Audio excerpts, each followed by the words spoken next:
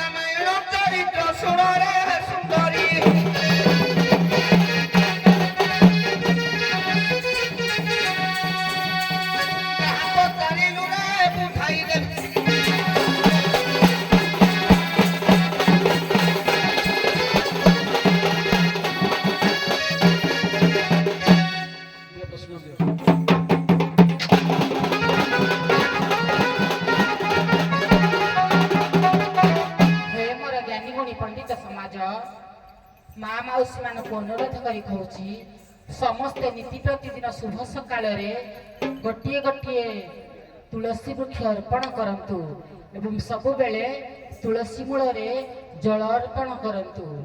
ଯେବେ ବିରାକାର କର ଉତ୍ତର ପଚାରଇ ତଦେକ ପ୍ରଶ୍ନ ନହର।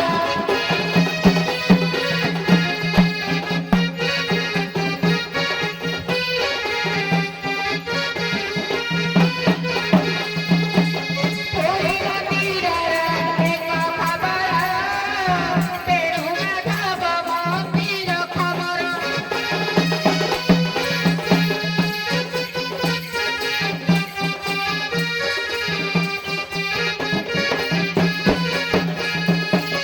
ନାଗ ପଞ୍ଚମୀ ପୂଜା ସେଠାର କେଉଁ ଦେବତା ଆସୀନ ସେଠାର।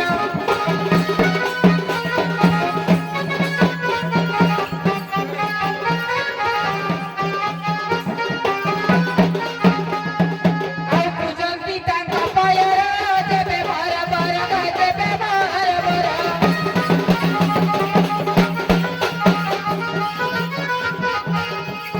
ବୁଝାଇ କହିଲେ ଗো ବାସ ଚଳିବି ତୁମର।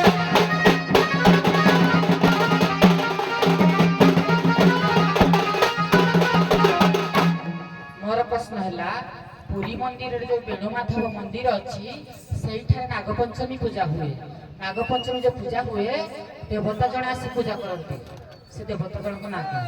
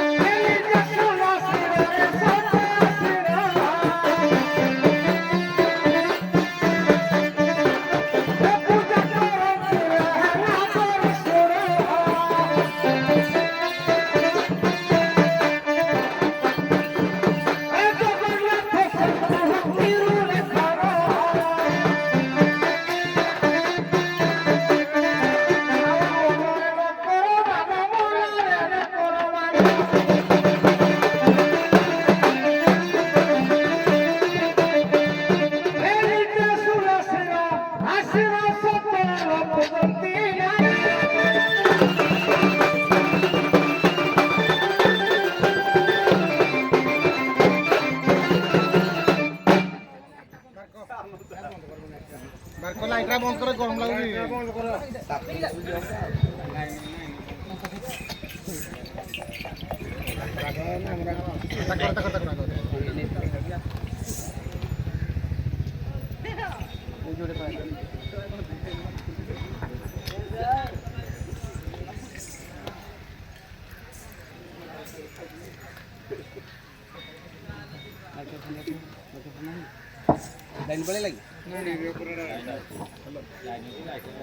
हेलो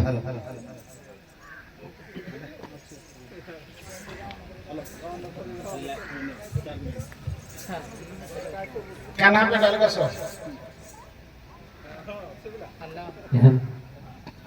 আরে প্রশ্ন না যে শ্রী জগন্নাথ বলভদ্র সুভদ্রা ও সুদর্শন মন্দিরରୁ ପାଟରେ ସେବକ ଗଣ ବାନ୍ଧି ସିଂହଦ୍ୱାରରୁ ଆଣି ରଥରେ ଯୋଉ ଚଢ଼ାନ୍ତି ତାକୁ କ'ଣ କୁହାଯାଏ? ବହି ହେଲା ଆଜ୍ଞା ଭାଗବତର ସାଗର। ଆଜ୍ଞା ଯୋଉ ପାଟରେ ବାନ୍ଧି ଆଣନ୍ତି ତାକୁ ଆଜ୍ଞା କୁହନ୍ତି ପାଟ ମହରଣ ଡର। ମୁଁ ଏଇଟା କହିବି ତମ ଉପରେ କହିବିନି ସମୟ କରିବ ଆଜ୍ଞା ଛାତ୍ର ସେଟା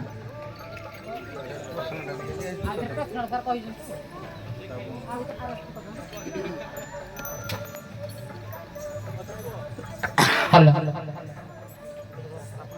हेलो हेलो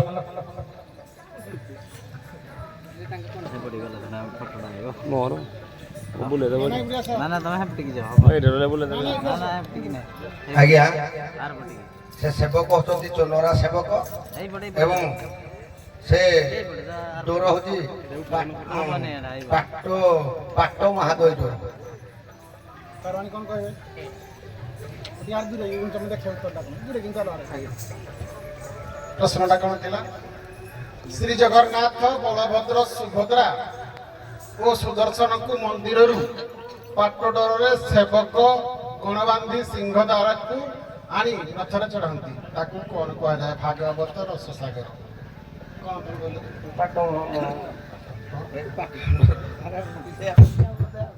କାଳେ ଉତ୍ତରଟା ଠିକ ହେଇଯିବ ନାଇଁ? এটা হল পাণ্ডু বিজয়। পাণ্ডু বিজয়।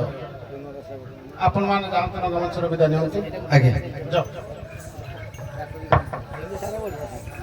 দুজন আসন্তু টিকে। পিলু বাবু ଆଉ ସମୀର ବାବୁ ଦିନ ହେଇଥିଲେ ଆସ ଏପଟେ କିଏ ଅଛନ୍ତି? ମୁଁ ଆସ ଜଣେ ତାଙ୍କର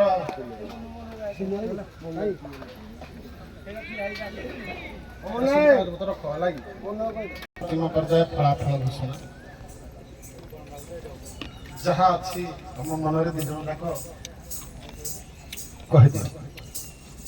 ଆଉ ପଛରେ କେହି କିଛି କହିବନି, ନିରବରେ ଘରକୁ ଯିବ। କ'ଣ କହିବା କଥା କୁହ? ଫଳାଫଳ ଉପରେ ଯାହା ହେଲେ କ'ଣ କାହାର କହିବାର ଅଛି? ଯଦି କହିବାର ଅଛି ଆଗରୁ କହିବ। କ'ଣ ସାର୍ କହିବୁ? ଫଳାଫଳ ଯାହା ଆମର ତ ଗୋଟେ ପିଲାଙ୍କର ଦେହ ଅସୁସ୍ଥ ଯେହେତୁ ମାଲିକ ଯାଇଛନ୍ତି ଭାରି ଦାୟିତ୍ୱ ମଧ୍ୟ ଦେଇଛନ୍ତି। ସେ କହିଛନ୍ତି ଗ୍ରାମବାସୀ ଏବଂ କମିଟି ଧର୍ମ ଆସନରେ ବସିଥିବା ଜଜ ମହୋଦୟଙ୍କର ରାୟ ଯାହା ସେଇଟା ତୁମେ ସନ୍ତୁଷ୍ଟ ହେଇକିନା ଆସିବ, କୌଣସି ଆଲୋଚନା କରିବ ନାହିଁ। ମାଲିକ ମାନେ କହିଛନ୍ତି ଆପଣ ଯାହା ରାୟ ଶୁଣିବେ ସେଇଥିରେ ଆମେ ସନ୍ତୁଷ୍ଟ ହେଇଛୁ।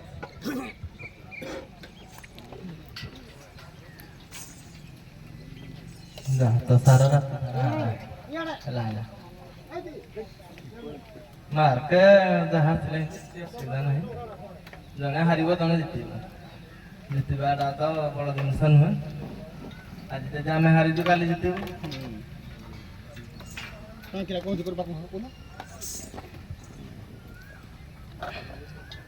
ଆମର ତ ସାର୍ ଆପଣ ଧର୍ମ ବିଚାରରେ ବସିଛନ୍ତି, ଯାହା ବି କରିଥିବେ ଧର୍ମର ନିଶ୍ଚିତ ଭାବରେ କରିଥିବେ। ଆଉ ମୋର କହିବା କଥା ହେଲା ସାର୍ ଯେ ପ୍ରକୃତରେ ହାରିବା ଜିତିବା କିଛି ବଡ଼ ଜିନିଷ ନୁହେଁ। ହାରିଲେ ଆମେ ଦୁଃଖ କରିବୁନି କି ଜିତିଲେ ଆମେ ଖୁସି ହେବୁନି। କିନ୍ତୁ ପ୍ରଥମ କଥା ହେଲା ଯେ ଆମେ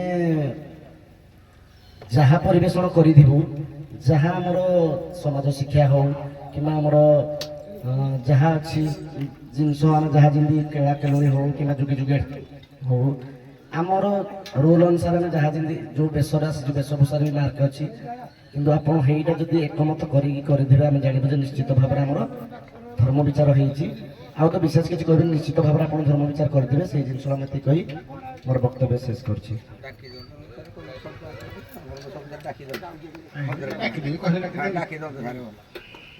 ମତେ ଯିଏ ସନ୍ଧ୍ୟାରେ କହେ ଭାଷଣ ଜାଣି ଦିଏନି, କହେନି କିଛି, ସକାଳେ କହେ। କୋଉ ଶିବ ଠାକୁର ଅଛନ୍ତି? ଶନିଶ୍ଚର, ଧବଳେଶ୍ୱର।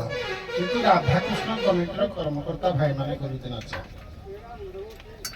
ମୁଁ ସିଧା କଥା କହୁଛି, ସକାଳେ ମୁଁ ଏ ଠାକୁର ମାନଙ୍କୁ ସାକ୍ଷୀ ରଖି କରୁଛି, କହୁଛି କେବେ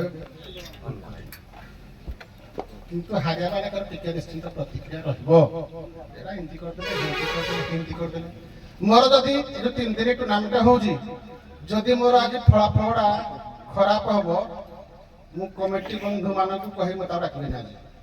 ସମସ୍ତେ ଦଣ୍ଡୁଆ ବି ଜାଣିବେ ଯେ ନାଇଁ ପ୍ରକୃତରେ ସାର୍ଙ୍କ ବିଚାରରେ ଠିକ ହେଲାନି, କିନ୍ତୁ ଆମେ ଜଜ୍ ଚେଞ୍ଜ କରିଦେବା ହେଲା।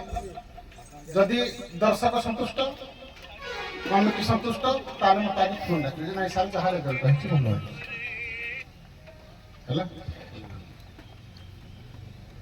ଆପଣ ସାର୍ ପ୍ରଥମ ଶେଷ ଜାଗା ଦେଖିଥିଲେ ତ? ଯେତିକି ନାଚ ଗୀତ ହେଲା ଉଭୟ ଦଳର, କାହାର ଟିକେ ଭଲ ନାଚ, ମାନେ ଭଲ ବୋଲି କଣ, ଦି ଜଣ ଯାକ ତ ନାଚ କରିଛି, ମାନେ ଆପଣଙ୍କର କାହାକୁ ଟିକେ ପସନ୍ଦ ଅଛି? ଏଇ ଦୁଇ ପାର୍ଟି ଭିତରୁ ଏଇ ପାର୍ଟିଟା ଭଲ ଲାଗୁଛି ଆପଣଙ୍କୁ ଖାଲି କହିବ ଯେ ଆଉ ଏତେ ଥିଲା ପ୍ରଥମ ଶେଷ ଯାକେ ଗାନା କାମ ଚାଲିଥିଲା। ଦିଟାକ ପସନ୍ଦ, କିନ୍ତୁ ଏହାର ଦିଦି ହେବ ଯେ ରଖିଦେଇଛ ମୋଟର ସାଇକେଲ। ହଉ ଆଉ କିଏ କହିବ ଆଉ ଆଜ୍ଞା ମାନେ କିଏ କହିବେ এটা আগে পড়ি দিও কাম পরিষ্কার হইব অন্য কিছু নয় ধর্ম বিচার করে দিও কোউ কোটা কি ভালো হবে ମେହେନ୍ତରରେ ଦି ଜଣ ଯାକ ନାଚ ଗୀତ କଲେ ଉଭୟ ଦଳର ନାଚ ଗୀତ ଭଲ କିନ୍ତୁ ଯେହେତୁ ୟାଙ୍କର ସାଉଣ୍ଡ ଦୁର୍ବଳ ଥିଲା କଣ୍ଠଟା ସଦାବେଳେ ଡାଉନ୍ ହେଲା ତେଣୁ ଦଣ୍ଡାଙ୍କର ଯଦି ସାଉଣ୍ଡ ଭଲ ନାହିଁ ତ ସେ କିଛି ଠିକ୍ ନାହିଁ ଭଲ ହବନି ତଥାପି ମୁଁ ଉଭୟ ଦଳର ମେହେନ୍ତର ସମାନ ନମ୍ବର ଦେଇଛି ଟିକେ ୟାକ ମେହେନ୍ତର କହିଥିଲା ଦବା କଥା ନୁହଁ ଅଧୀନ ଘରଟେ ଦେଇଦେଇଛି ମେହେନ୍ତରାଣୀରେ ୟାଙ୍କର ଟିକେ କଣ୍ଠ ପରିଷ୍କାର ଥିଲା ଇଏ ବିଲକୁଲ ଗାଇ ପାଇଲେନି ମେହେନ୍ତରାଣୀ ଛୁଆଗୁଡ଼ା ଏ ସାଉଣ୍ଡ ପାଇଁ କ'ଣ ହେଇଥିବ ଗାଇ ପାଇଲେନି ଆଉ ଶିବ ଉଭୟ ଦଳ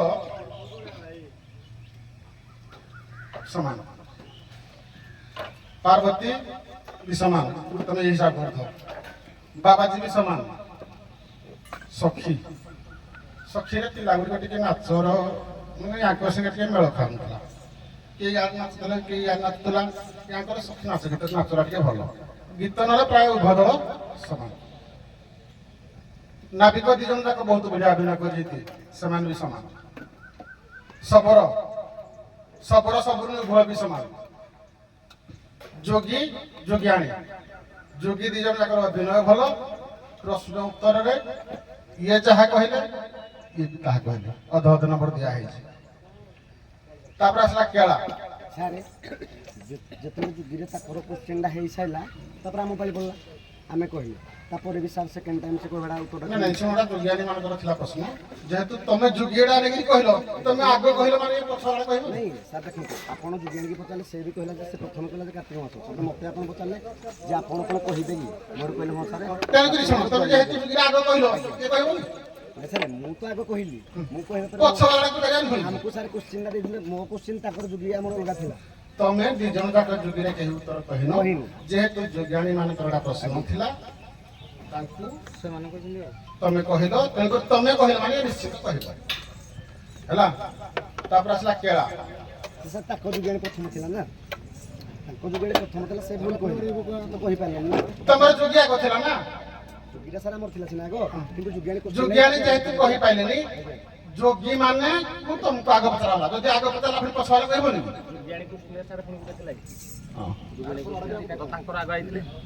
ଯୋଗିଆଣୀ ନା ନାଇଁ ତମର କହିଲେ ନା ନାଇଁ ସେ ଉତ୍ତରଟା କହିଲ ହବନି ନା ଏରୁ ହଁ ତମେ କ'ଣ ବୁଝିଲ ଆରେ ଯୋଗିଆଣୀ ମାନେ କହିନାହାନ୍ତି ସେଟା ଯୋଗୀ କି ପଚରାଟା ତମେ କହିବ କି ଇଏ ଯେ ଫୁସରି କହିଲେ ତମେ କହିବ କି ସେ କହିଲା ମୁଁ କହିବି ଇଏ ଯାହା କହିଲେ ପଛ ଯୋଗୀ ଆଗେ ପଚରା ହବ କି ନାହିଁ ପଚରା ହବ କି ନାହିଁ ହେଲା କେଳାରେ ଇଏ ଆମର କହିଲେ ଚଣ୍ଡ ଭାର୍ଗବ କର୍ମଣିଆ କିନ୍ତୁ ବିଲକୁଲ କିଛି ଇଏ ନାହିଁ ତଥାପି ଅଭିନନ୍ଦନ ତାକୁ ଦେଇଛି ଯେହେତୁ ଚଣ୍ଡ ଭାର୍ଗବ କହିଲେ ଦିଆହେଲା ଆମର ପ୍ରଶ୍ନ ଉତ୍ତରରେ କହିବାକୁ ଗଲେ ଉଭୟ ଦଳ ଏକ ନମ୍ବର ପାଇଲ ଉଭୟ ଦଳ ପ୍ରଶ୍ନ ଉତ୍ତରରେ 1 ନମ୍ବର ଉଭୟ ଦଳ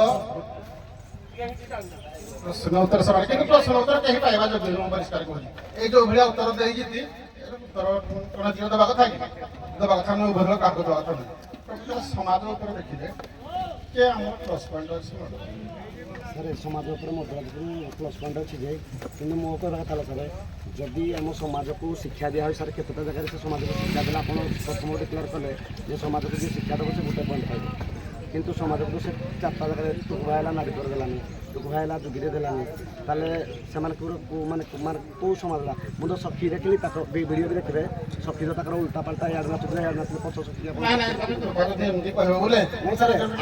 ନାଇଁ ସାର୍ ଆପଣଙ୍କୁ ମୁଁ ସମ୍ମାନ ଦେଉଛି ବେସମ୍ମାନ କରିବିନି କିଛି ଯିବନି ସାର୍ ଆପଣଙ୍କର ଆପଣ ଯେଉଁ ୟା ପୂର୍ବରୁ ବି ସାର୍ ଯେଉଁ କହିଲେ ଯେ ମୁଁ ଏଠି ଯେତେ ଠାକୁର ଅଛନ୍ତି ମୁଁ ନିୟମ କରିବି ମୁଁ ତ ସାର୍ କହିବି ଠାକୁରଙ୍କର ଆଲମ ଛୁଇଁଦେବି ମାନେ ଠାକୁରଙ୍କର ଯାଇକିନା ସାର୍ ଦେଖନ୍ତୁ ଆମେ ସାର୍ ଆପଣଙ୍କୁ ପଚାରିଛି ନାଇଁ ନାଇଁ ସାର୍ ଆପଣ ଠିକ୍ ଅଛି ଆମେ ହାରିଯିବୁ ଡିକ୍ଲାର ଅଲରେଡ଼ି ସରିଲାଣି ବୋଧେ ଆମେ କେମିତି ଜାଣିଲୁ ଆପଣ ପୁରା ଡିକ୍ଲାର କରିସାରିଲେଣି ତାହେଲେ ଆମେ ଜାଣିଲୁ ଯେ ଆମେ ହାରିଲୁ ହେଲା ଠିକ୍ ଅଛି ଆମେ ହାରିଲୁ ମର୍ଦ୍ଦରାଜପୁରର ସମାଜ ଶିକ୍ଷା କେତେଟା ଦେଇଛି ସାର୍ ଟିକେ ମୋତେ କୁହନ୍ତୁ। ଶୁଣ ସମାଜ ଶିକ୍ଷା ନାଇଁ ସାର୍ ଯଦି ସମାଜ ଶିକ୍ଷା ନାହିଁ ତାହେଲେ ଏଇଟା ସଂଘରେ ପୁରା କାଟି ଦିଅନ୍ତୁ। ସମାଜ ଶିକ୍ଷା ଦେବେନି କି କୌଣସି ବେଶଭୂଷାରେ ନମ୍ବର ଦେବେନି କି କୌଣସି ଇଏ ଦେବେନି। ଆମ ବିଣାକାର ଆସିଲେ ପୁରା ଡ୍ରେସ୍ ପୋଷାକରେ ଆସିଲେ ସେ କେତେ ମାର୍କ ପାଇଲେ ସାର୍ ଆପଣ? ବିଣାକାର ଆଉ କିଛି ଆସିନାହାନ୍ତି। ପ୍ଲେନ୍ ଆସିଥିଲେ ନା ସାର୍? ଶୁଣ ବେଶ ପୋଷାକ ନୃତ୍ୟ ଗୀତ ଅଛି ନମ୍ବର ନାହିଁ କି ଦଣ୍ଡ ନାଚରେ ପ୍ରାୟ ସମସ୍ତଙ୍କର ନୃତ୍ୟ ଏକାଭଳିଆ ଥିବ, ପ୍ରାୟ ବି ଥିବ ବେଶ ପୋଷାକ ଏକାଭଳିଆ ଥିବ। କାରଣ ମୁଁ ଯେମିତି ନାଚୁଥିଲି ସେ ଯେମିତି ନାଚୁଥିବ।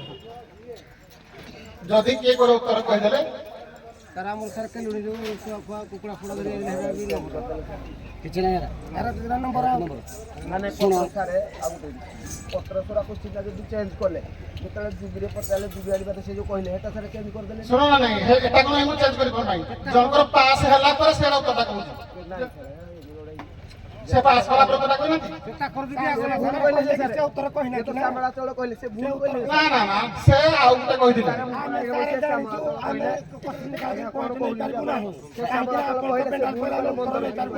ଉତ୍ତର ତ କେହି କହିଲେ ଆମେ କହିପାରିବୁନି।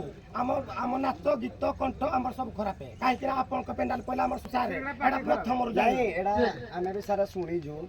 ଏ ପେଣ୍ଡାଲେ ମୁଁ ଯେତେବେଳେ ପ୍ରଥମେ କି ଧଇଲି ବି ମୁଁ କହିଛି ମୁଁ ଧରିବିନି। କ'ଣ ପାଇଁ ଧରିବିନି? ମୋର ଗୋଟେ ରିଜିନ୍ ଅଛି। କ'ଣ ପାଇଁ? କାରଣ ଗୋଟେ ଡିକ୍ଲାର ହେଇଛି କାଣ୍ଡସର ଏଇଟା ଫାଇନାଲ୍ ଯିବ, ଉଇଥ୍ ମର୍ଦ୍ଦରାଜପୁର ଫାଇନାଲ୍ ଯିବ, ଚମ୍ପିଆନ୍ ହେବ କାଣ୍ଡସର। ମୁଁ ପୁରା ଲେଖି ଦେବି ସାର୍ ଆଜିଠୁ ଉଟା ତମେ କେମିତି କହିଦବ? ମୁଁ ସାର୍ ଲେଖିଦେବି। ଆମେ ଜାଣିଛି ସାର୍। ନା ନା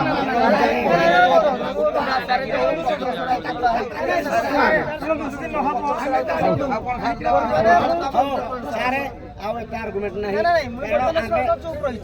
ଆମେ କଳାକାର ନୁହଁ ହେଲା। ପ୍ରକୃତରେ ୟାଙ୍କର ନାଚ ଗୀତ ଗୁଡାକ ସବୁ ଭଲ ଅଛି। ଆମର ଖରାପ ଥିବ ନା ଖରାପ ନୁହେଁ, ଚାଲିଛି, କିନ୍ତୁ ଏମାନଙ୍କର ଟିକେ ଅଧିକା ଭଲ ଅଛି। ମାନେ ଆକ୍ସନ ଅଛି ଟିକେ ଭଲ ଅଛି। ସେମିତି କି ଫୋନ୍ କରିବେ ମୋର ମୋବାଇଲରେ କାନାଠୁ ଫୋନ୍ କରିଦେବେ ମୋତେ କିଏ ଜିତିବ ଏଇଠି ଲେଖିକି ଯାଉଛି